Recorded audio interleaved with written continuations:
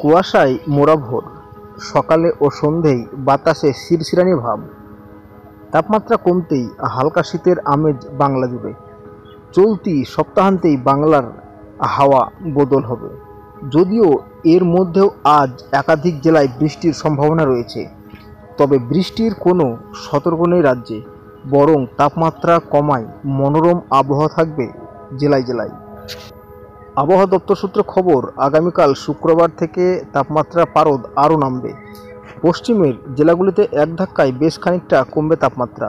আজ বৃহস্পতিবার কলকাতার সর্বোচ্চ তাপমাত্রা 31 ডিগ্রি সেলসিয়াস, সর্বনিম্ন তাপমাত্রা 21 ডিগ্রি সেলসিয়াস। চলতি সপ্তাহান্তে আরও খানিকটা কমবে তাপমাত্রা। উত্তর থেকে দক্ষিণ শুক্রবারের পর থেকে রাজ্য জুড়ে শীতের আমেজের সম্ভাবনা রয়েছে। বইবে উত্তরা হাওয়া। সব রাজ্যেই মূলত শুষ্ক আবহাওয়া থাকবে। শুধুমাত্র বৃহস্পতিবার দার্জিলিং ও কালিম্পংয়ের পার্বত্য এলাকায় বিক্ষিপ্তভাবে হালকা বৃষ্টির সামান্য সম্ভাবনা রয়েছে, তবে উত্তরবঙ্গের বাকি জেলায় বৃষ্টির পূর্বাভাস নেই।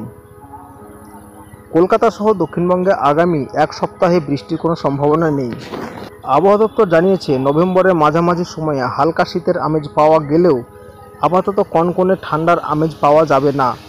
কবে থেকে বাংলায় যাকে শীত পড়বে তারও কোনো আপডেট এখনও পর্যন্ত দিতে পারেনি হাওয়া অফিস। তো বন্ধুরা, আপডেটটি এই পর্যন্তই। কেমন লেগেছে জানাবেন, ভালো লাগলে চ্যানেলটিকে সাবস্ক্রাইব করে পাশে থাকবেন। তো ধন্যবাদ বন্ধুরা ভিডিওটি সম্পূর্ণ দেখার জন্য।